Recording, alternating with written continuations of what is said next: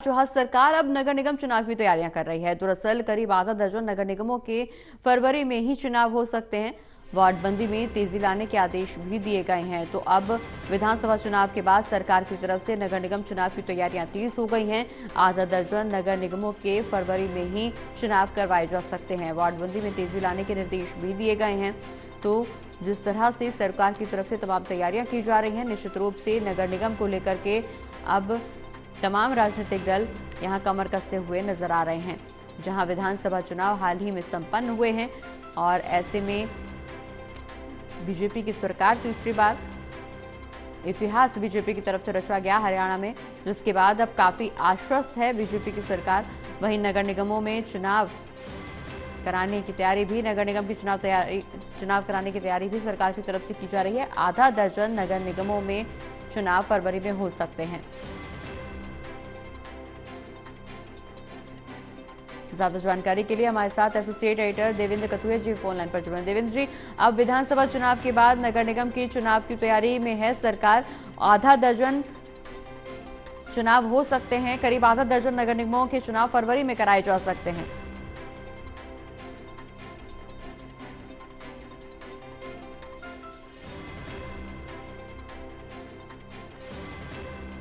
तो एक बार फिर से बातचीत करने की कोशिश करेंगे देवेंद्र जी से, लेकिन इस बीच बड़ी खबर अपने दर्शकों को बता दें, जहां सरकार अब नगर निगम चुनाव कराने की तैयारी में है। करीब आधा दर्जन नगर निगमों के फरवरी में ही चुनाव कराए जा सकते हैं और इस बीच वार्डबंदी में तेजी लाने के आदेश भी दे दिए गए हैं।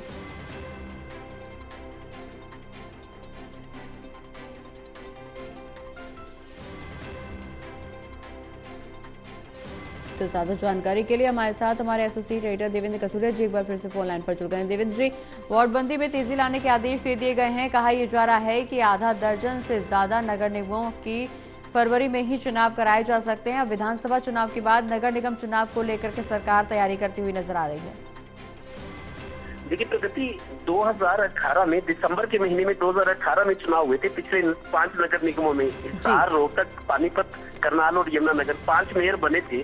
तब मोदी जी के जो चुनाव मई 2019 में जब दूसरी बार बने थे, 2019 में प्रधानमंत्री, ठीक उससे पहले 5 जगह नगर निगमों के चुनाव थे। 5 जगह मेयर बीजेपी के बने थे। उससे बीजेपी बहुत उत्साहित हुई थी और एक मैसेज गया था स्ट्रॉन्ग कि बीजेपी को ही लोग सत्ता सौंपना चाहते हैं। तो दूसरी बार प्रधानमंत्री जब मोदी बने थे, उससे पहले 5 महीने पहले चुनाव हुए थे, दिसंबर 2018 में। तो वो कार्यकाल खत्म हो गए। जनवरी जो महीना अभी गया है, जनवरी के बाद से ड्यू थे चुनाव, लेकिन हो नहीं रहे थे क्योंकि पहले लोकसभा चुनाव आगे मई में और फिर अक्टूबर में विधानसभा चुनाव थे, फिर त्योहारों का सीजन था और अब साल खत्म होने वाला है।